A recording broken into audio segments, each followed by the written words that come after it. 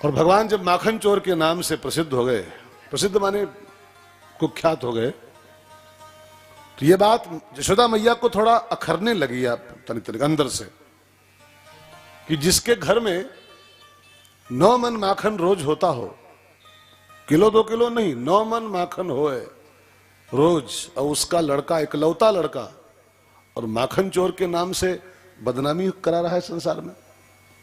एक दिन मैया इसी टेंशन में रात को लेटी सोने के लिए, भगवान तो सो गए सेज पर, मैया लेटी, लेकिन उसको नींद आज नहीं आ रही।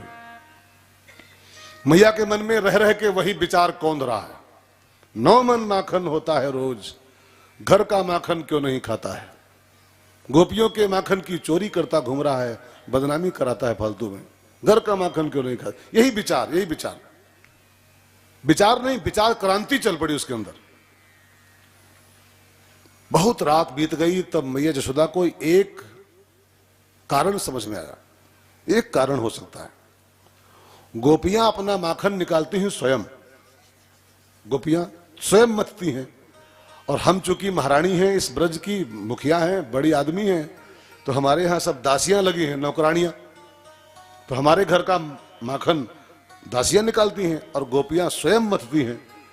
तो हो सकता है, एक कारण उसको समझ में आया, हो सकता है कि दासियों के हाथ का निकाला माखन कन्हैया को नहीं भाता है, स्वयं का निकाला माखन इसको पसंद है, इसलिए घर का माखन खाता नहीं है और गोपियों की चोरी करता है। और ध्यान देना बहनों भाइयों, ये मनोसूत्र है, भगवान को वही माखन भाता है जो स्वयं मथ के निकाला जाए। दूसरों से मंथन करा के निकलवाया गया माखन चाहे कितनी क्वांटिटी में हो, भगवान उसको कबूल नहीं करते हैं। स्वयं मत हो, स्वयं मत के निकालो माखन। स्वयं मथना माने स्वयं का किया हुआ साधन, स्वयं का किया हुआ भजन ही भगवान कबूल करते हैं। दूसरों से करवा के जो भजन होता है ना, वो सब भगवान कबूल नहीं करते। स्वयं मत ही, भले 1 घड़ी आधी घड़ी, भले 50 ग्राम ही सही, लेकिन जो करो स्वयं करो। मैंने आपको पर साल भी जब मैं आया था लास्ट ईयर कथा में, तो मैंने आपसे एक बात कही थी कि नहीं कही थी खबर नहीं, लेकिन एक बात सुन लो ध्यान देके, कही भी थी तब भी सुन लो, नहीं कहती तब भी सुन लो। शास्त्रों में लिखा है 4 काम ऐसे हैं जब तक स्वयं न करो उसका फल नहीं मिलता है। 4 काम दुनिया में जब तक ये खुद नहीं करोगे कोई फल नहीं पाओगे। पहला काम भोजन, भूख आपके लगी हो और आप स्वयं न खाओ, आपके बदले कोई दूसरा खाना खाए, किसका पेट भरेगा जी? आपका भरेगा? आप लाख बड़े आदमी हो, एमपी एमएलए हो जाओ, प्रधानमंत्री हो जाओ, 17 फैक्ट्री हो जाए आपके, लेकिन भूख लगे तो खाना खुद न खाओ, दूसरे को दो 100 रुपया कि जब भैया हमको भूख लगी है, हम बहुत बिजी हैं, 17 फैक्ट्री हैं और ये फलाना है, खाना हमें बदले खाओ, तो आपके बदले जो खाएगा पेट उसका भर जाएगा, आपका नहीं भरेगा। आप चाहे कितने बिजी हो, रोटी आपको खुद खानी पड़ेगी, तब आपका पेट भरेगा। ठीक है, पहला काम भोजन, जब तक खुद न करो पेट नहीं भरता है। दूसरा काम विवाह, विवाह जब तक खुद अपना नहीं करोगे आप, विवाह का कोई स्वाद नहीं ले पाओगे। विवाह का स्वाद लेना है, विवाह का लाभ लेना है, तो आपको दुल्हा खुदे बनना पड़ेगा, साफ सी बात है, शादी खुदे करनी पड़ेगी अपनी। दूसरा कोई दुल्हा बन जाए आपके बदले तो वही ले जाएगा।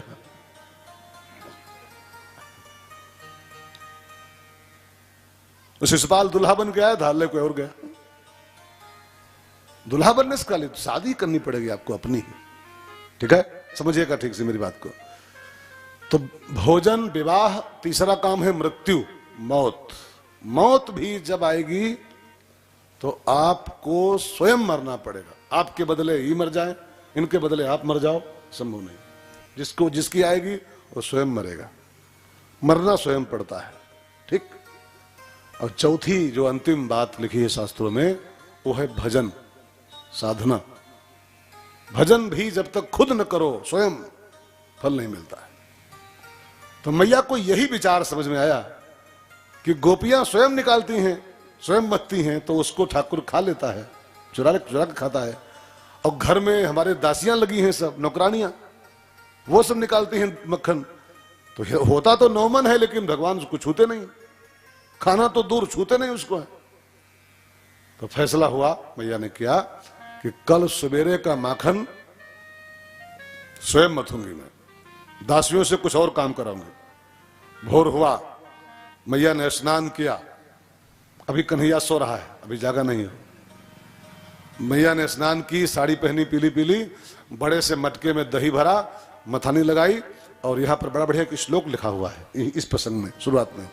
एकदा गृह दासीसु यशोदानंद गेहिनी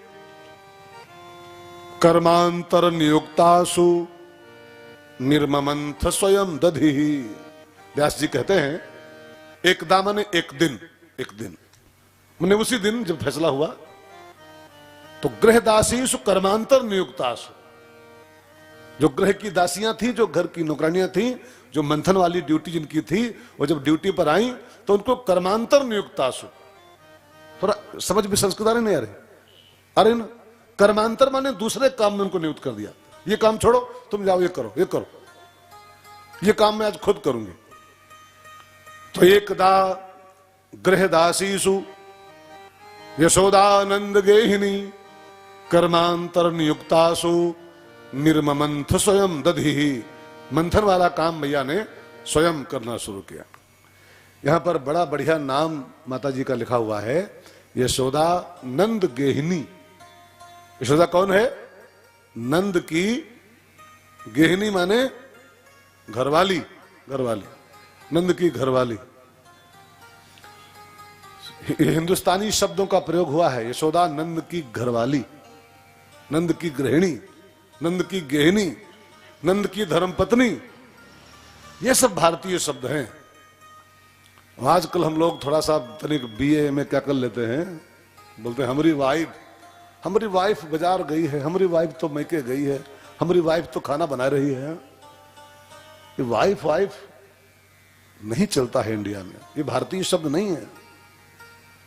हम लोग इस समय बहुत भयंकर नकलची हो गए, भयंकर नकलची। हिंदुस्तान के शब्दों की अपनी एक गरिमा होती है।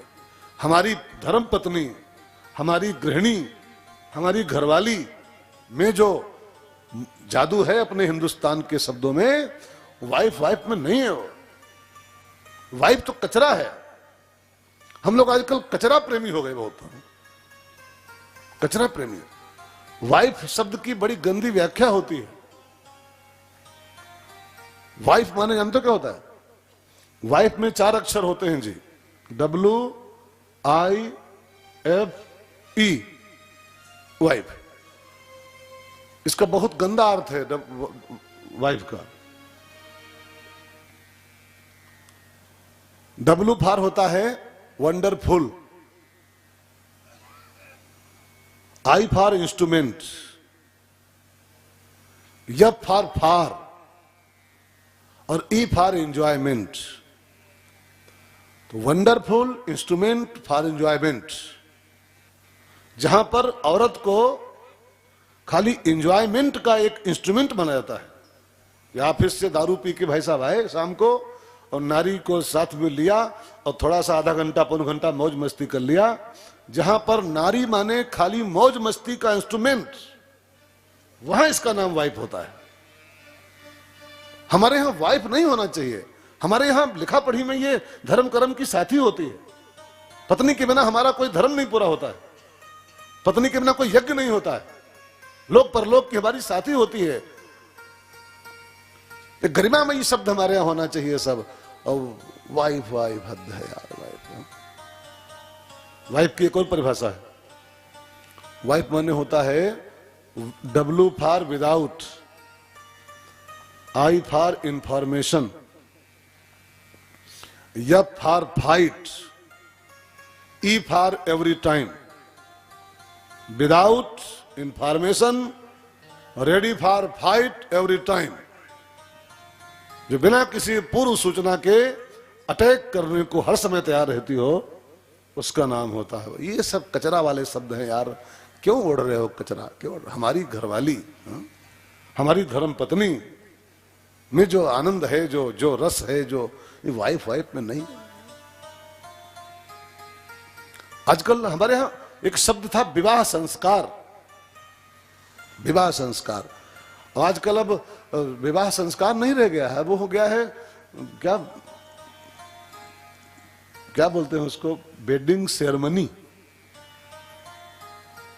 विवाह जब नाम लिखना होता है तो उसको अब नाम रहता है वेडिंग सेरेमनी, मैंने बेड का उत्सव, बेड का उत्सव माना गया उसको।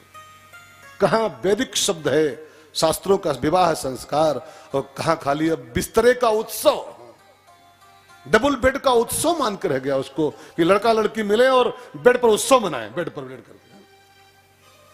सारी परंपराओं का इतना भयंकर ह्रास हो रहा है, इतना नुकसान अपने हाथों हम लोग कर रहे हैं, अपने हाथों से। एक कहावत है ना, अपने पांव में कुल्हाड़ी मारना, वही काम हम लोग कर रहे हैं। अपनी कब्र अपने हाथ खोद रहे हैं। कहां गौरवशाली परंपरा हमारी, विश्वविख्यात भारतीय परंपरा, भारतीय संस्कृति, लोग विदेशों की नकल करके अपने गौरवमयी परंपराओं को सब दफन किए दे रहे हैं। वेडिंग सेरेमनी, बिस्तरे का त्योहार, बिस्तरे का उत्सव, हद है यार।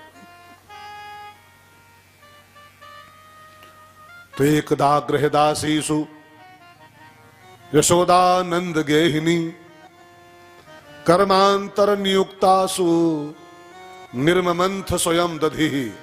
दासियों को किसी कर्मांतर में लगा दिया और दही मंथन वाला जो काम था, मक्खन निकालने वाला, वो स्वयं अपने हाथ में लिया मैया ने। स्वयं निकालूंगी और जब तक कन्हैया जागेगा कुल्ला कराऊंगी, अपने हाथों का निकाला माखन खिलाऊंगी, और आज से ही कन्हैया चोरी छोड़ देगा। घर में एक बार लग जाएगा तो चोरी छोड़ देगा।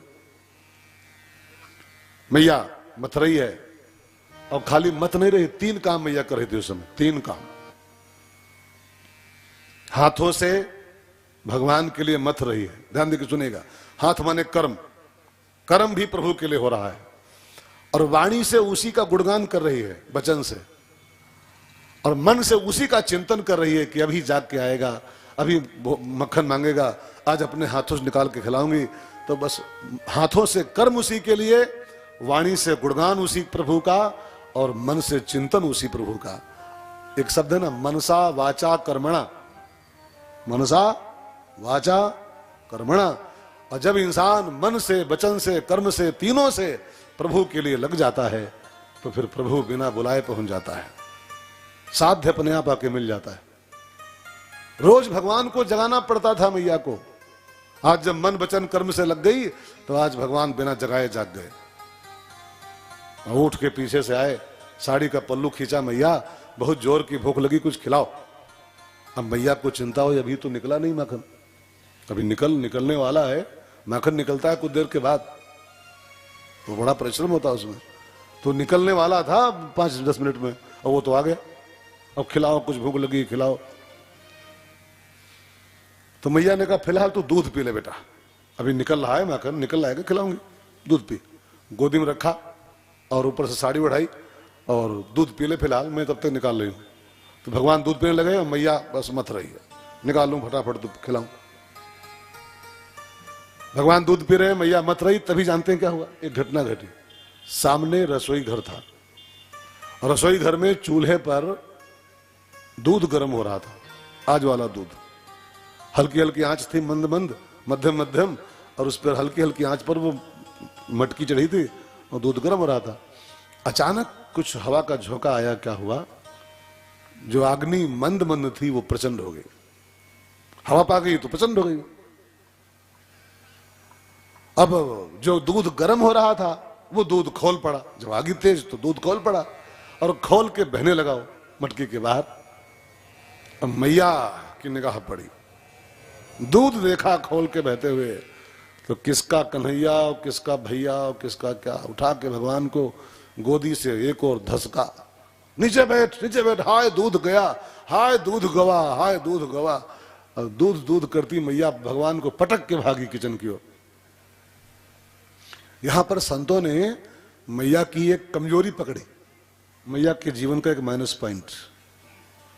यशोदा भगवान की मां है, लेकिन एक उसमें कमी संतों ने निकाल लिया। यहां पर संतों ने कहा, जब जिसकी गोद में कन्हैया बैठा हो, जिसकी आंखें कृष्ण को देख रही हो, जिसकी गोद में कृष्ण हो, उस मैया ने दूध देखा कैसे? उसको दूध दिखाई कैसे पड़ गया? इसका मतलब है कि मैया का कृष्ण में पूरा समर्पण नहीं था, पूरा भाव नहीं था। तो जिसकी गोदी में कृष्ण हो, उसको दूध दही दिखाई कैसे पड़ गया? ये प्रश्न बनता है, ये क्वेश्चन मार्क है मैया के जीवन में। जिसकी गोदी में कृष्ण हो, वो दूध दही देखे, उसको दूध दिखाई कैसे पड़ गया? इसका मतलब है कि मैया की आंखें कहीं न कहीं दूध पर लगी होंगी। उसका समर्पण 100% नहीं था कृष्ण के प्रति। दूध दही कैसे दिखाई पड़ गया उसको यार? मैंने एक कथा पढ़ी थी, कबीर साहब जब बुढ़े हो गए, काशी में थे, तो उनको कुछ दिखाई कम पड़ता था। उसमें वो आंखों में लगता है तिंगुर तो कुछ कमी आ गई थी, तो दिखाई कम पड़ता था। तो कोई एक उनको वैद्य मिला और कहा, कबीर बाबा मैं एक सुरमा दूं, उसको लगाओ सुरमा, तो आपकी लाइट बढ़ जाएगी। आंखों में डाल लो सुरमा, तो आपकी लाइट बढ़ेगी इससे। तो उसने शीशी दिया और कहा इसको लगा लो तो ठीक हो जाएगा। तो कबीर ने कहा, वैद्य जी माफ करना, मैं सुरमा लगा नहीं पाऊंगा। कहा क्यों? कहा मेरी आंखें फूल हैं, जगह नहीं, मैं कहा लगाऊं सुरमा, अब काहे फूल हैं? तो कबीर दास बड़ा बढ़िया उत्तर दिए, कबीरा काजर रेख हो मुंह पे दई न जाए, सुरमा की जगह नहीं मेरे पास आंखों में। तो क्यों, कौन बैठा है? तो नयनन प्रीतम रमि रहा, अब दूजो कहां समाए। मेरी आंखें तो गोविंद से फूल हैं, मेरी आंखों में जगह नहीं कि सुरमा डालू इसमें मैं, गोविंद भरा है नैनो हमारे।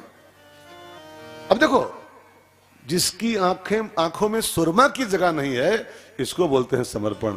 अब मैया की आंखों के सामने कृष्ण था, और फिर भी वो दूध देख कैसे ले, उसको दूध दिखाई कैसे पड़ गया?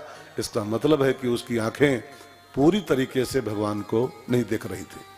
ये उसके जीवन का कुछ माइनस पॉइंट। अब दूध देखा उबलता तो किसके कन्हैया धसका जमीन पे, बैठ नीचे, हाय दूध, मैया भागी करते हुए। अब भगवान तो उठे, रुष्ट भी हो गए थोड़ा सा, वाह भाई वाह, इसके जन्मों की तपस्या का फल है। अरे मैं गोदी में बैठा हूं, मैं कोई सामान्य छोरा हूं किसी का क्या? मैं कोई सामान्य बच्चा हूं क्या? अरे मैं जगत का पापा हूं, जगत जगदीश हूं, जगत पिता हूं मैं। ये तो इस मां का सौभाग्य है, इस बूढ़ी मां का हमारी, कि मैं इसकी गोदी में बैठा हूं। लेकिन ये अभागी, इसको अभागी कहेंगे और क्या? इसको दुर्भाग्य है ये, जिसकी गोदी में जगदीश बैठा हुआ हो, जगत का पापा जिसका बेटा बना बैठा हुआ हो गोदी में उसकी, और वो हमको पटक के दूध दही पीछे भाग रही। इसका मतलब है कि हमारी मैया को हमसे अधिक दूध दही से प्रेम है, नहीं हमको पटक के दूध पीछे भागी है। भाई इसको छोड़ के उसके पीछे भागो, इसका मतलब क्या है कि आपको ये कम प्रिय है, वो अधिक प्रिय है। तो हमारी मैया को हमसे अधिक दूध दही प्रिय है। बस भगवान रुष्ट हो गए। वहीं पर एक पत्थरा पड़ा था, पत्थर सिलबट्टी वाला, चटनी बांटने वाला, वही पत्थरा भगवान जी उठाए और उठा के जिस मटकी मैया मत रही थी, उसी मटकी मारा भक्क दे खींच के, और मटकी माटी की और लगा पत्थरा उसमें, भक्क से फूट गई हो। मथनिया अलग पड़ी और दही सब अलग भरा पड़ा, और भगवान लिए पत्थरा खड़े आंगन में, लाल लाल आंखें और गुस्से में भगवान।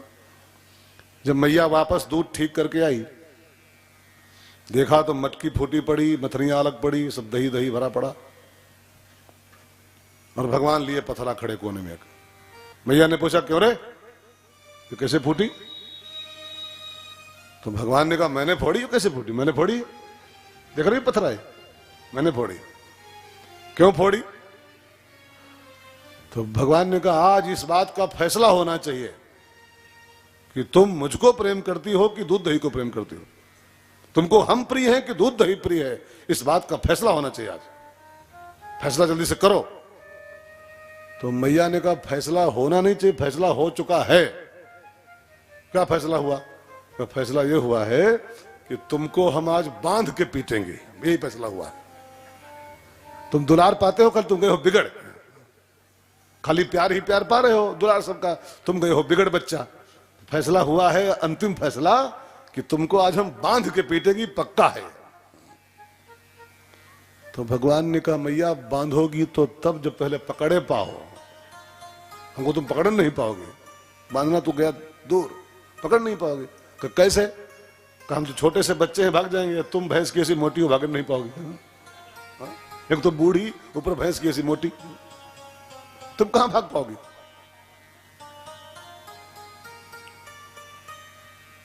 आप मैया को चैलेंज कर दिया, पहले पहले पकड़ो तब जाने, तब बांधोगी। मैया उठाई छड़ी एक हाथ में, कहा तू बड़ा धावक हो गया है, चल भाग के दिखा। और मैया लेके छड़ी पीछा की भगवान का, भगवान दौड़ रहे आंगन में है, मैया पीछे पीछे भाग रही है। भागते भागते मैया थक गई, लंबी लंबी सांस उसकी चल पड़ी, पसीना पसीना हो गई, लेकिन लिखा है कन्हैया उसके हाथ नहीं है, भगवान को पकड़ नहीं पाई हो। पूरा भागते भागते टूट गई, पकड़ नहीं पाई। क्यों नहीं पकड़ पाई? इसके पीछे हमारे संतों ने एक बहुत गंभीर कारण बताया है। थोड़ा सा ध्यान देना एक एक सब्जेक्ट पर।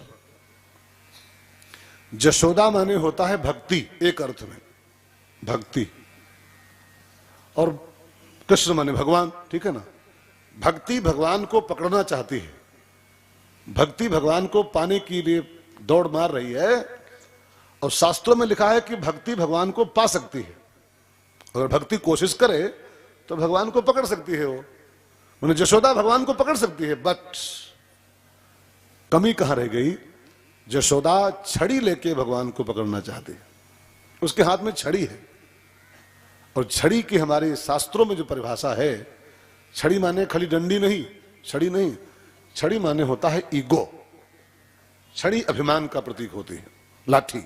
देखो बांस से ही दो आइटम बनते हैं, बांस से बंसी बनती है और बांस से छड़ी बनती है। ध्यान देकर सुनिएगा, बांस की ही बंसी और बांस की ही छड़ी, लेकिन बंसी और छड़ी में एक अंतर है, दोनों बांस के आइटम है। बंसी माने प्रेम और छड़ी माने अभिमान। अभिमान लिखा पढ़ी में बोल रहा हूं मैं। तो मैया के हाथ में छड़ी है, मतलब भक्ति के हाथ में अभिमान है। और अभिमान हाथ में लेके जो भगवान को पाने जाएगा, वो कितना बड़ा भक्त क्यों ना हो, कितना बड़ा भक्त क्यों ना हो, अभिमान के साथ जो भगवान को पाना चाहता है वो कभी नहीं पा सकता। हम आप सब कुछ करते हुए भी ईश्वर को नहीं पा रहे हैं। इसका बहुत बड़ा कारण यह है कि करते तो हैं लेकिन तुरंत ही एक छड़ी थाम लेते हैं। तभी कुछ किया, 50 माला किया, 500 माला यहां पूरे हुए, आज फिर 500 माला पूरे हो गए। देखो 500 माला किया, अच्छी बात, लेकिन छड़ी थाम लिया, गंदी बात, एक गंदी बात हो गई।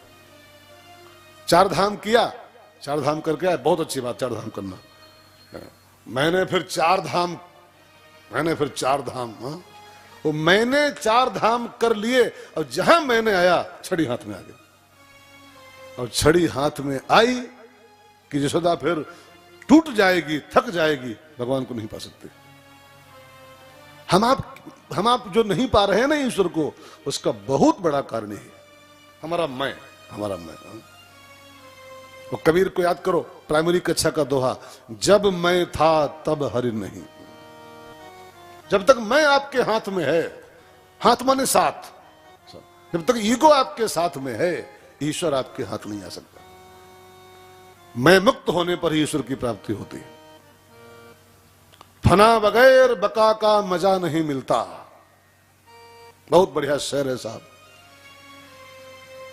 फना बगैर बका का मजा नहीं मिलता, और खुद ही मिटाओ ना जब तक खुदा नहीं मिलता। खुदी को मिटा के ही, खुदी माने आपकी जो ईगो है, आपका जो मैं पना है, उसको मिटा दो। मिटा दे अपनी हस्ती को, अगर कुछ मर्तबा चाहे, मर्तबा माने कुछ हासिल करना चाहते हो तो, मिटा दे अपनी हस्ती को अगर कुछ मर्तबा चाहे, कि दाना खाक में मिलकर गुले गुलजार होता है। दाना जब अपने को मिटा देता है तब लहलहाती है फसल, तब।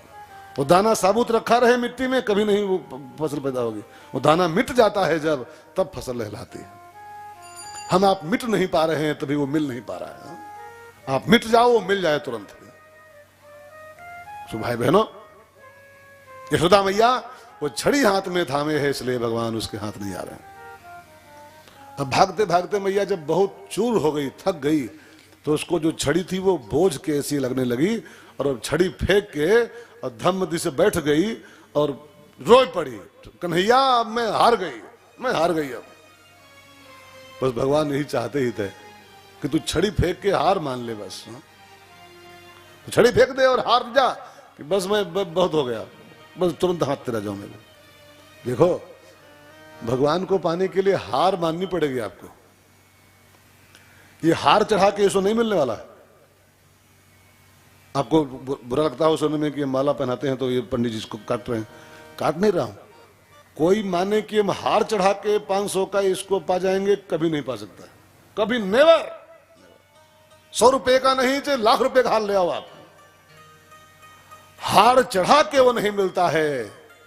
हार मान जाओ तो वो मिल जाता है। हार चढ़ा के हार मानो कि हे हरिहर, मैं हार के आया, हार लेके आया नहीं, मैं हार के आया। अब क्या हार चढ़ाऊं, क्या हार चढ़ाऊं, मैं खुद हार हो गया, मैं खुद हार गया। भगवान को पाने का कोई साधन नहीं है कि आप ये करके कि ये करके कि ये करके कि ये करके, कुछ करके तो मिलता ही नहीं, क्योंकि हर करने के पीछे ईगो लगा होता। कुछ भी करो, ईगो पीछे खड़ा बीच में। मैंने 4 धाम कर लिया, ले छड़ी हाथ में आ गई। मैंने मंदिर बनवा दिया, बस छड़ी हाथ में आ गई। मैंने मंदिर बनवाया, एक नहीं चाहे 500 मंदिर बनवाओ, 500, लेकिन जब तक मैंने बनवाया तब तक टूट जाओगे, चूर चूर हो जाओगे, कृष्ण आपके हाथ नहीं आएगा। क्योंकि हर कर्म के पीछे मैं खड़ा हुआ था, हर कर्म के पीछे। इसलिए संतों ने कहा है कि भगवान को पाने के लिए कुछ करना नहीं है, बस अक्रिय हो जाओ, अक्रिय। यह गुण साधन, रामायण का सिद्धांत है, कोई किसी साधन से वो नहीं मिलता है। कोई साधन कर न करो ऐसा भी नहीं कोई कह रहा है। साधन न किया जाए ये भी गलत हो जाएगा। साधन करो, साधन करते करते करते करते जब हार जाओगे, बहुत हो गया, अब मैं नाचो बहुत गोपाल, हे गोपाल बहुत नाच लिया, मैं बहुत नाच लिया। जब हार जाओगे तब हरि आपके सामने आ जाएगा। मैया हार गई और छड़ी फेंक के वो बैठ गई, धम से रो पड़ी। बस भगवान रुक गए, ले मैया ले पकड़, ले पकड़। और भगवान स्वयं वापस आ गए, ले पकड़ मैया। और जो अपने को पकड़ा दिया तब मैया पकड़ पाई। इसका मतलब क्या है कि भगवान अपने को पकड़ाएं तब पकड़ पाओगे उसको। आप कोई माने कि हम ये करके और ये जगन्नाथपुरी जाके, ये द्वारिकापुरी जाके उसको पा जाएंगे, पाए भय कोई उसको पा सकता है, वो मिल जाए तो मिल जाए, उसको पा नहीं सकता। रामायण की एक चौपाई पढ़िए आप। सोई जानई जेहि देहु जनाई, सोई जानई जेहि देहु जनाई, जानत तुम्हि तुम्हें होई जाई, जानत तुम्हि तुम्हें होई जाई। यह गुण साधन ते नहीं होई, यह गुण साधन ते नहीं होई। तुम्हारी कृपा पाव कोई कोई, तुम्हारी कृपा पाव कोई कोई। सोई जाने जहि देव जनाई। इस चौपाई का अर्थ क्या है? कोई वेद पढ़ के, कोई पोथी पढ़ के उसको जान जाएगा क्या? नहीं, बड़े बड़े मर गए पढ़ते पढ़ते, बड़े बड़े मर गए, ऐसे गल गए, कोई उसको पढ़ के जान पाएगा? सोई जाने ही जय देव जनाई, वो जिसको जनाए स्वयं ले मुझको जान, वो जान सकता है। बस केवट कुछ पढ़ा था, वो कह रहा है तुम्हार मर्म मैं जाना, मैं तुमको जानता हूं। तो भगवान भी एक बार हिल गए थे कि बड़े बड़े योगी, बड़े बड़े पंडित हमको नहीं जानते हैं, और ये चैलेंज कर रहा है मैं जाना। तो पूछा तुम जान कैसे पाए? कि हमको तुम जनाए हो तो हम जान गए। हाँ? तुम जनाए तो हम जान गए, साफ सी बात। सोई जाने ही जय देव जनाइए, बाकी अपने आप उसको जानना मुश्किल। अब मैया भगवान को पकड़ी, उसको संकल्प था बांध के मारना है। एक रस्सी लाई, बांधने का प्रयास किया, लेकिन रस्सी 2 अंगुल छोटी पड़ गई हो। लपेटा ऐसे बांधे बांधने लिए 2 अंगुल कम पड़ गई। एक रस्सी और लाई, उसको जोड़ा, 2 in 1 बनाया, फिर लपेटा, फिर 2 अंगुल छोटी पड़ गई। फिर और रस्सी लाई, फिर और लाई, फिर और लाई। दोपहर हो गए, सुबह दोपहर हो गए। 150 रस्सी जोड़ दी एक में, 150 यक्कम जोड़ दिया, लेकिन वो जल लपेट के आगे लाए 2 अंगुल कम। हमारे महात्माओं ने इस 2 अंगुल पर विचार किया कि आखिर 2 अंगुल ही कम पड़ रहा है बार बार, 2 अंगुल क्या है? लिखा है भागवत में 2 अंगुलम न्यूनम, बस। वो फिर रस्सी जोड़े और फिर लपेटे, 2 अंगुल न्यून छोटी, फिर रस्सी जोड़े, फिर 2 अंगुल छोटी। ये 2 अंगुल क्या है? ये सब वैदांतिक शब्द हैं, बहुत आध्यात्मिक शब्द हैं। 2 अंगुल का डिस्टेंस वास्तव में क्या होता है, ध्यान देके सुनो। गीता में 2 शब्द हैं, वही 2 अंगुल है। भगवान गीता में कहते हैं, अर्जुन मेरे और तेरे बीच में खाली 2 अंगुल की दूरी है बस। ब्रह्म और जीव, अर्जुन माने जीव और कृष्ण माने ब्रह्म। जीव और ब्रह्म के बीच केवल 2 अंगुल का डिफरेंस है बस। 2 अंगुल की ही दूरी है, बहुत दूर नहीं कन्हैया आपसे, बहुत बगल में है, लेकिन 2 अंगुल की दूरी पर खड़ा है वो। लेकिन ना 2 अंगुल वो हम मिटा पाते हैं, दूरी वो खत्म कर पाते हैं, ना वो हमारे हाथ आता है। इतना करीब होने के बाद मैं और मेरा यार एक बस्ती में रहते हैं, बड़ी बढ़िया शहर है साहब। बापूजी कहते हैं मैं और मेरा यार, मैं और मेरा यार एक बस्ती में रहते हैं। दूर दूर नहीं है, जहां जीव रहता है वहीं ब्रह्म रहता है। जीव भी यही है और ब्रह्म यही, ठीक है ना, वो दूर कहीं नहीं है। मैं और मेरा यार एक बस्ती में रहते हैं, लेकिन किस्मत का खेल देखो, मिलने को तरसते हैं। एक कमरे में बंद है दोनों, हम तुम एक कमरे में बंद हो, एक कमरे में बंद होने के बाद भी दोनों मिल नहीं पाते हैं। बहुत डिस्टेंस नहीं है, 2 अंगुल की दूरी मात्र है, और वो न खत्म कर पा रहे हो, न ईश्वर की प्राप्ति हो पा रही। 2 अंगुल क्या है? गीता के 2 शब्द बहुत ध्यान देकर सुनिएगा, अहम और मम। अहम और मम, इंग्लिश में बोले तो आई and my, I and my, बस यही 2 शब्द ही 2 अंगुल है। ये मैं हूं और ये मेरा है। मैं और मेरा ही 2 अंगुल है, और ब्रह्म जीव बीच यही डिस्टर्बेंस, खाली यही डिस्टेंस है। मैं और मोर, मैं आई एंड माई, बस 2 अक्षर का शब्द दूरी बस है। आई मैं और माई मेरा। मैं और मोर तोर तय माया, मैं और मोर तोर तय माया। जही बस कीन है जीवन काया, जय बस कीन है जीवन काया। उभय बीच सिया सोहती कैसे, उभय बीच सिया सोहत कैसे। ब्रह्म जीव बीच माया जैसे, ब्रह्म जीव बीच माया जैसे। ब्रह्म और जीव के बीच क्या है? माया। और माया माने क्या होता है? माया माने कोई भगवती, कोई भवानी नहीं। माया के खाली 2 अक्षर परिभाषा में, मैं और मोर, बस आई एंड माई, यही तो माया है। और ब्रह्म और जीव के बीच में कौन कौन डिस्टेंस है? बस खाली माया का डिस्टेंस बस केवल है, मैं और मेरा का, यही 2 अंगुल है। मैं और मेरा जब तक बचा रहेगा जीवन में, ईश्वर नहीं हाथ आने वाला, यही 2 अंगुल की दूरी है। अब मैया बिल्कुल जब थक गई, 150-200 रस्सियां जोड़ दी और 2 अंगुल कम नहीं पड़ा हो, तब लिखा है बरसाने से एक रस्सी मंगाई गई। एक नौकर भेजा बरसाना, और बरसाने की रस्सी जब आई तब भगवान बंध गए। बरसाना माने जानते क्या होता है? प्रेम नगर, राधा की नगरी है वो, राधा माने प्रेम। और प्रेम नगरी से जब रस्सी आई और जब प्रेम की रस्सी भगवान पा गए, तब भगवान ने कहा अच्छा मैया अब बंध रहा हूं। प्रेम की रस्सी ही वो रस्सी है जो ईश्वर को बांध सकती है। भगत के वश में है भगवान। भगत माने प्रेमी, जो प्रेम की रस्सी ले बैठा है बस वही भगवान को बांध सकता है।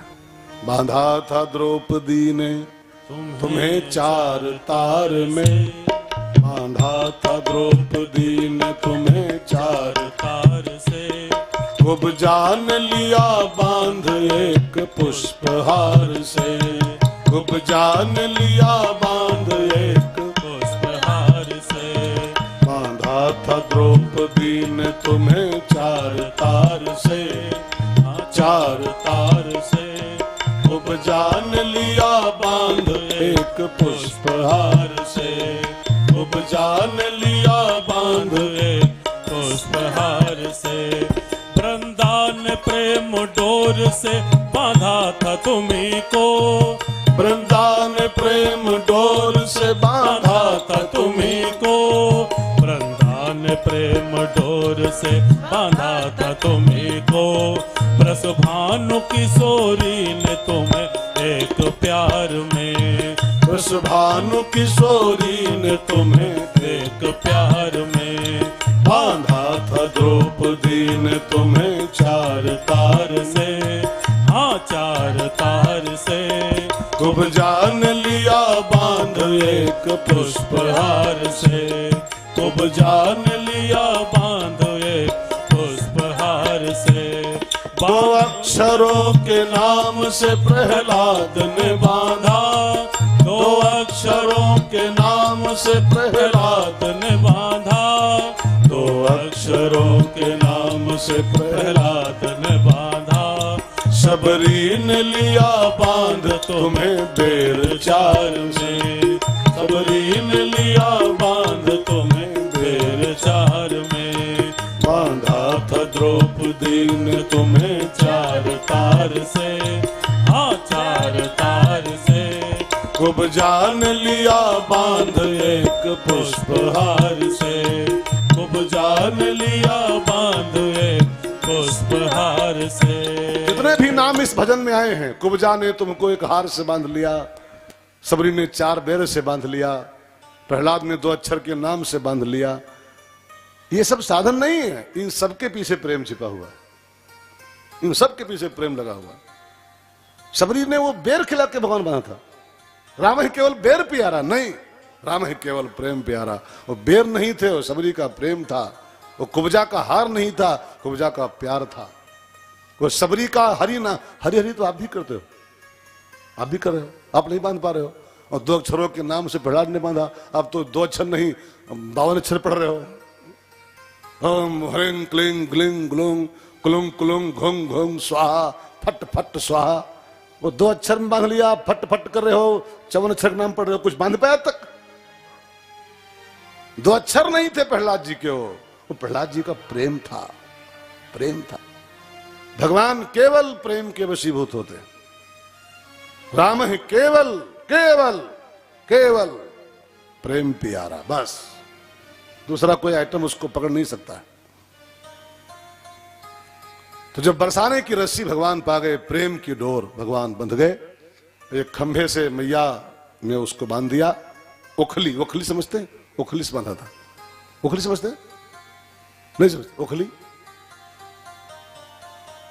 ओखली धान कूटने वाली होती है, वो खड़े खड़े धान कूटते हैं, उसमें अपने यहां गाली होती है, वो दरतिम गड़ी हुई, वो लकड़ी की डमरू की आकार की होती है, खड़े खड़े कूटने वाली, घमाघम खड़े खड़े आए बेहवा में ना, हाँ वही ओखली। ओखली आप समझते होंगे, मैं आपकी क्या बोलते हैं छोड़ो, ब्रज की बात है। आए होती है ना, बिहार में होती है, तो ओखली खड़ी थी वहीं पर, उसी में बांध दिया।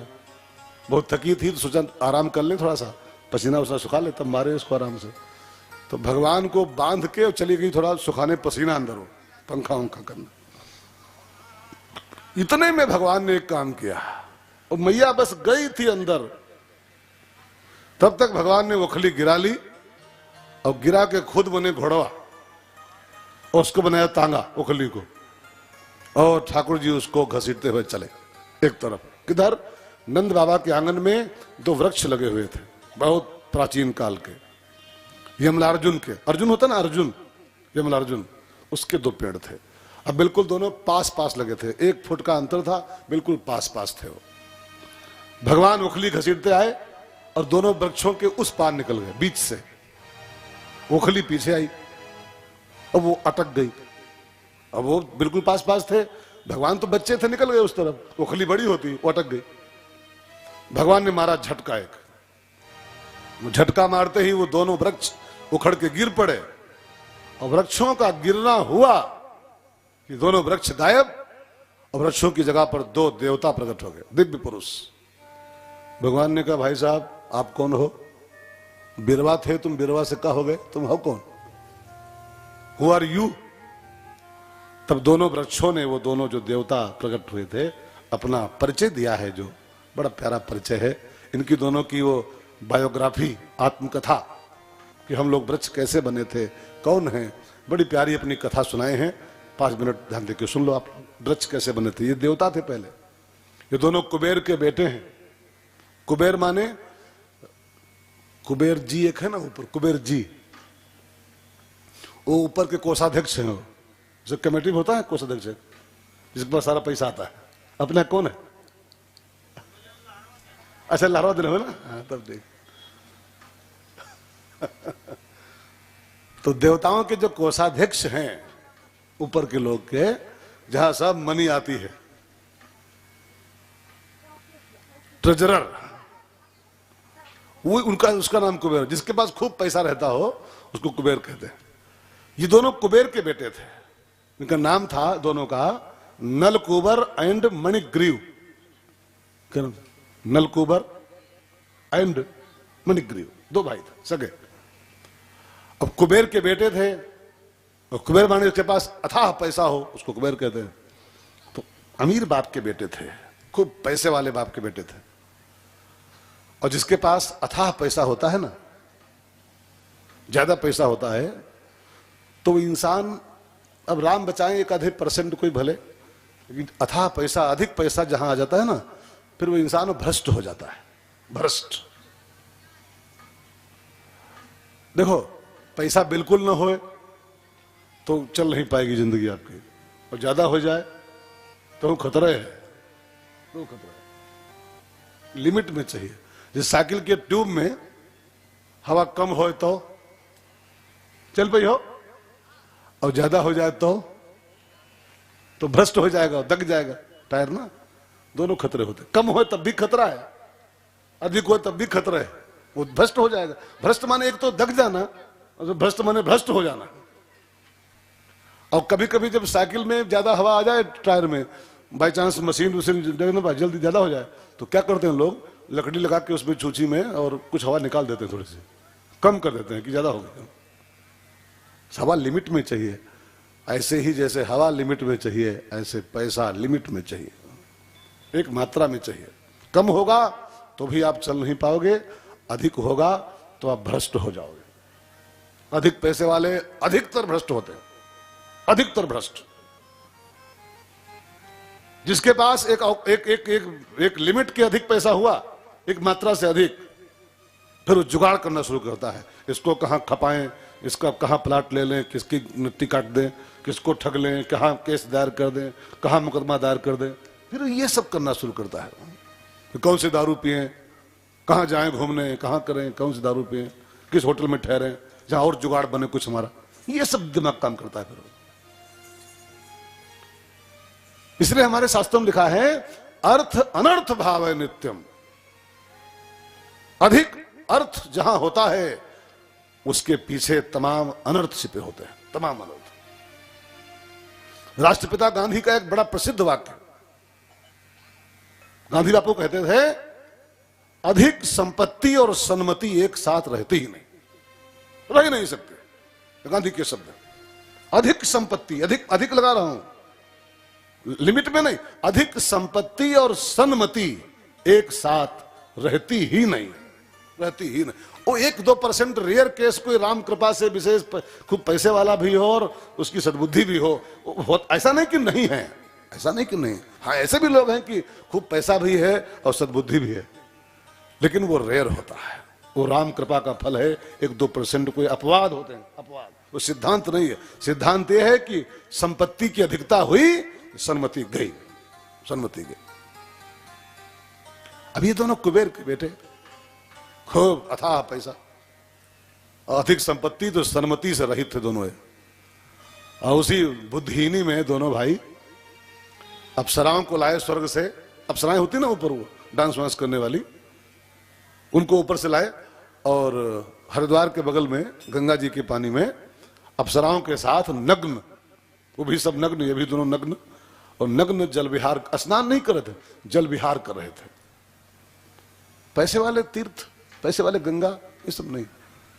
एक बड़े प्यारे संत हैं चैतन्य महाप्रभु, चैतन्य, बंगाल के, नाम सुने आप लोग? नहीं सुने? चैतन्य जी ने एक बहुत बढ़िया बात कही थी, बहुत कड़वी बात, बहुत प्यारी और बड़ी बड़ी तीखी, बहुतों को चुभेगी भी, मेरी नहीं, चैतन्य जी की कही हुई। जब से पैसे वालों ने, ये चैतन्य का वाक्य है, जब से ये धनाढ्य लोग, पैसे वाले, तीर्थों में आना शुरू कर दिए, तीर्थों में, तब से तीर्थों के सब देवता तीर्थों को छोड़ के भाग गए। अब वहां खाली मंदिर खड़े हैं, खाली दीवारें खड़ी हैं, देवता वहां एक भी नहीं है, एक भी नहीं। जब से पैसे वाले आने शुरू हो गए तीर्थों में। तीर्थ में संत लोग जाते थे अपना पैदल, साधु चले पहिया पहिया और चटिया बचाए के जाते थे, अपना मौज करते थे, दर्शन करते थे। अब लोग जाते हैं हवाई जहाजों से घूमने, बद्री केदार, हेलीकॉप्टर बुक करते हैं, हेलीकॉप्टर, अब जाके वहां एसी रूम बुक करते हैं। पहले, आजकल तो ऑनलाइन सब हो गया, ऑनलाइन हेलीकॉप्टर पहले बुक कर दिया, बुक करो, बद्री आ रहे हैं, केदारनाथ आ रहे हैं, बद्रीनाथ, पहले जहाज बुक, पहले ही कमरा बुक, एसी रूम, 2000 रुपये पर नाइट, 15,000 पर नाइट, और पिज्जो बुक, पिज्जो बुक पहले से, वो फला तारीख को पहुंच रहा हूं, पिज्जा आ जाए रूम में हमारे, पिज्जा पहुंच भेज देना। अब सोचो, बद्रीनाथ की यात्रा एसी रूम में रह के पिज्जा खा के करो, तो फिर वहां करने क्या गए हो, करने क्या गए हो, पिज्जा खाने गए हो? चैतन्य जी के सब, जब से ये भोगी लोग, पैसे वाले, तीर्थों की यात्रा शुरू कर दिए करना, तीर्थ के सब देवता भाग गए, खाली दीवारें वहां खड़ी हैं, भगवान वहां एक भी अब नहीं, क्योंकि भोगी आने शुरू हो गए वहां पर। हरिद्वार जाता है आदमी, सबसे पहला काम करता है महंगा रूम बुक करता है, महंगा रूम। अरे फिर पैसा भगवान दिए हैं तो मौज करने आए हैं, वो मौज की जगह है, मौज करना तो ऊटी जाओ, अरे मौज करना है तो मनाली जाइए आप, बद्री केदार में मौज करने जाते हो, बद्रीनाथ में, क्योंकि जेब में पैसा फुल है, बैंकें सब मर रही हैं, कचर रही हैं, तो कहां बहाया में पैसा हो, कहां बहाया में? पिज्जा बुक करते हैं, कमरा बुक करते हैं, जहाज बुक करते हैं, एसी गाड़ी बुक करते हैं, एसी रूम बुक करते हैं, जाके खाली वहां एंजॉय करते हैं, सिर्फ बस एंजॉय। अब ये दोनों पैसे के मद में चूर, पैसे वाले। अब गंगा जी की धार में, गंगा जी की धार में तीर्थ, तीर्थ है वो, तीर्थ में दोनों भाई अप्सराओं के साथ गंगा जी की धारा में नग्न विहार कर रहे थे, जल विहार, मौज एंजॉय कर रहे थे। अब जानते हैं क्या हो, इसी बीच में नारद जी का वहां से प्रस्थान हुआ। अब नारद जी को ज्यों देखा सामने से आता हुआ, अप्सराएं तो फटाफट कपड़े पहन ली, निकल के, वो 5-7 अप्सराएं थी, झट से ज्यों देखा बाबा जी आ रहे हैं, नारद जी झट से बाहर आई, कपड़ा पहन लिया और सब दंडवत, बाबा गलती हो गई, बाबा हम लोग तो अप्सरा हैं, हमको क्या पैसा मिल गया, हम आ गए, हमारा क्या, हमारा तो ये धंधा है, वो मेरी गलती माफ करो और प्रणाम।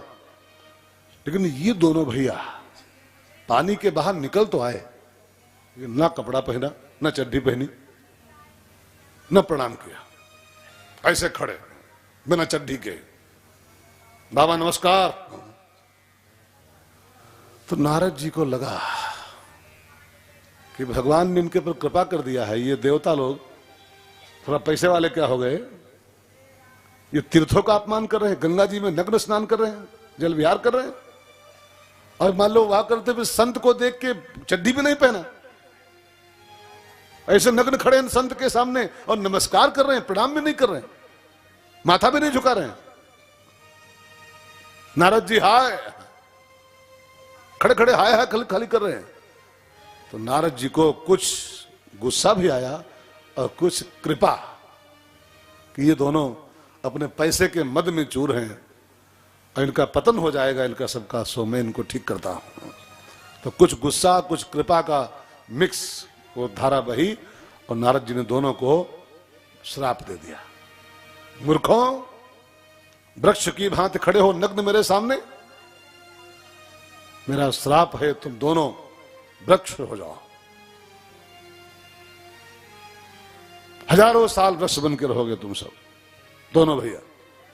और जब श्राप दे दिया, देखो ये सूत्र है, खाली खाली कथा में सुनिएगा, जो ये शरीर पाने के बाद अच्छा सा ये बढ़िया देह पाने के बाद जो इसका प्रयोग खाली भोग विलास में करता है, खाली मौज में करता है इसका प्रयोग, और जो इसके द्वारा संतों का सम्मान नहीं करता है, संतों की सेवा नहीं करता है, ऐसे आदमी को ये दंड मिलता ही मिलता है। ये श्राप नहीं है, ये कथा नहीं है, ये जजमेंट है, जजमेंट। मानव का जीवन मिला, इतना बढ़िया देह मिला, उर्दू में लिखा है कुरान शरीफ में, अशरफुल मखलूक, परमात्मा की बनाई हुई अद्भुत रचना है। ऊपर वाले ने जो सबसे बढ़िया आइटम बनाया है उसका नाम मानव शरीर है। सुर दुर्लभ, देवता भी इसको पाना चाहते हैं, पाते नहीं। सोचो आप, सोचो, जो आप पाए बैठे हो इसको देवता भी पाना चाहते हैं, यही शरीर नहीं पाते। आप पा गए, अब हल्के में ले तो ले, लेकिन बहुत दुर्लभ आइटम है। हल्के में ले रहे हो अलग बात, बाकी हल्के में नहीं लेना, ये बहुत दुर्लभ आइटम है। ये कैसे मिलता है तो शास्त्रों में पढ़िए पहले कैसे मिलता है। तो मेरा श्राप है दोनों वृक्ष बन जाओ। तो दोनों भाइयों ने नारद जी के चरण पकड़े और कहा, गुरुजी अब एक बात मेरी सुनो, मैंने संत का अपमान किया तो उसका मैं दंड पा गया। मैं संत का अपमान किया, प्रणाम नहीं किया, कपड़े नहीं पहने, उसका दंड पा गया, पेड़ बनने का श्राप। लेकिन मैंने जो आपके ऐसे संत का दर्शन किया है, अपमान किया, उसका फल मिल गया। लेकिन हमने जो आपके ऐसे संत का दरस पाया है, ये इसका फल क्या मिलेगा? दो बातें हुई थी ना वहां पर, संत का दर्शन हुआ पहले, अपमान तो बाद में किया उन्होंने। तो अपमान किया, उसका फल तो मिल गया, वृक्ष बनने का श्राप, लेकिन दर्शन का फल क्या मिलेगा ठाकुर जी, नारद जी? तब नारद जी मुस्कुराए, बहुत चालू लोग हैं तो बहुत होशियार है भाई। अपमान का फल तो पा गए, लेकिन दर्शन का फल?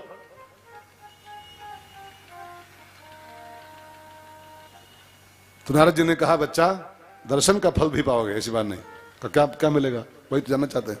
कहा तुम दोनों वृक्ष तो बनोगे, लेकिन तुम दोनों नंद बाबा के आंगन में वृक्ष बनोगे। ब्रज की भूमि पर नंद के आंगन का वृक्ष बनोगे। और जब भगवान का अवतार होगा और जब ओखली से उसको बांधा जाएगा, तो उसी ओखली के माध्यम से भगवान तुम्हारा उद्धार कर देंगे। अब सोचो, ब्रज की धरती का वृक्ष बनना ये श्राप रह गया, वो भी नंद बाबा के आंगन का वृक्ष बनना। बड़े बड़े महात्मा मांगते हैं, मानुष हो तो वही रस खान, बसो ब्रज, जो खग हो तो, जो पशु हो तो, पाहन हो तो। अब सोचो, बड़े बड़े संत डिमांड कर रहे हैं कि हमको ब्रज का कुछ बना दो, ब्रज का कंकड़ बना दो, ब्रज का पत्थर बना दो, ब्रज का पशु बना दो, ब्रज का पक्षी बना दो। अरे छोड़ो, ब्रह्मा कहता है भागवत में, ब्रह्मा वृंदावने गुल्म, हे ठाकुर मुझको वृंदावन की दूब बना, घास, गुल्म माने दूब होता है, दूब होती ना, दुबिया। चार मुखी ब्रह्मा ब्रह्मलोक का मालिक कह रहा है, ठाकुर वृंदावने गुल्म, वृंदावन की धरती की घास बनाओ मुझको। सोचो सोचो, अब वरदान बन गया, ये श्राप नहीं रह गया। नंद बाबा के आंगन में तुम दोनों वृक्ष बनोगे, ओखली से भगवान तुम्हारा उद्धार करेंगे। तो वही दोनों कुबेर के बेटे थे, नलकुबर मणिग्रीव, और आज भगवान ने स्वयं ओखली में बंद करके और दोनों का उद्धार किया है। दोनों भगवान को खूब धन्यवाद देते हुए, प्रणाम करते हुए बार बार अपने पितृलोक को चले गए हैं। और फिर उखल बंधन की इस लीला का नाम है दामोदर लीला। दामोदर, दामोदर माने क्या होता है जी? नहीं पता। दामोदर शब्द दो शब्दों से बनता है, दाम प्लस उदर। दाम प्लस उदर इज इक्वल टू दामोदर। दाम मीन्स रस्सी, उदर माने पेट। जिस लीला में भगवान को रस्सी से पेट पर बांधा गया था, यहां भगवान को यहां बांधी थी मैया उखले से, तो दाम से उदर पर भगवान को बांधा गया हो, उस कथा का नाम है दामोदर लीला। दामोदर। और एक बात और जान लो, ये गोकुल की अंतिम लीला है। भगवान सब मिला के 4 जगह रहे हैं ना, आपको पता होना चाहिए। भगवान कृष्ण की टोटली लीला जो हुई है वो 4 स्थानों पर हुई। गोकुल, मथुरा, वृंदावन, गोकुल, वृंदावन, मथुरा और द्वारिका, बस चले गए थे। गोकुल में रहे 4 साल ठाकुर जी, 4 वर्ष। और 4 वर्ष के भगवान ज्यों पूरे हुए, 5वां उनको लगा ही था, बस 5वां साल कि गोकुल से सब लोग प्रस्थान किए, वृंदावन में वास किए और वहां रहे ठाकुर जी 7 साल, 7 वर्ष तक। तो 4 के थे तो चले गए थे, और 7 साल रहे, कई साल हो गए? 11। अब लिखा है ज्यों 11 साल के ठाकुर जी पूरे हुए, 11 साल का पूरे होते ही भगवान चले गए मथुरा, और वहां रहे 14 साल। 14 साल पूरे पूरे कहे हुए 25। और 25 साल के भगवान जो पूरे हुए चले गए द्वारिका, वहां रहे पूरे 100 साल द्वारिका में। अब कहे हुए 125। तो कृष्ण भगवान का जो टोटल लीला का समय था इस संसार में 125 ईयर्स, 125 साल भगवान यहाँ रहे थे। 125 के बाद कोई बहुत आश्चर्य की बात नहीं है। कई संत 125 साल जीते हैं अभी भी। कई संत भगवान थे, कई संत जी लेते हैं यार। कई संत अभी भी हैं जो 500-500 साल के पुराने हैं। जाके हिमालय में देखो, ढूंढो, पहले मिलेगा आपको। कई संत हैं जो कब से बैठे हैं हिमालय में, कब से, हजारों सालों से। अरे तुलसीदास 125 साल है थे यार। तुलसीदास की जीवनी पढ़िए, 125 पूरे पूरे 125 साल के गोस्वामी जी मरे थे।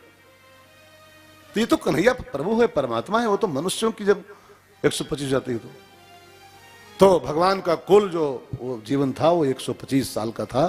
तो भगवान 4 साल गोकुल में रहे, और ये गोकुल की अंतिम लीला भगवान ने पूरी किया है, दामोदर लीला।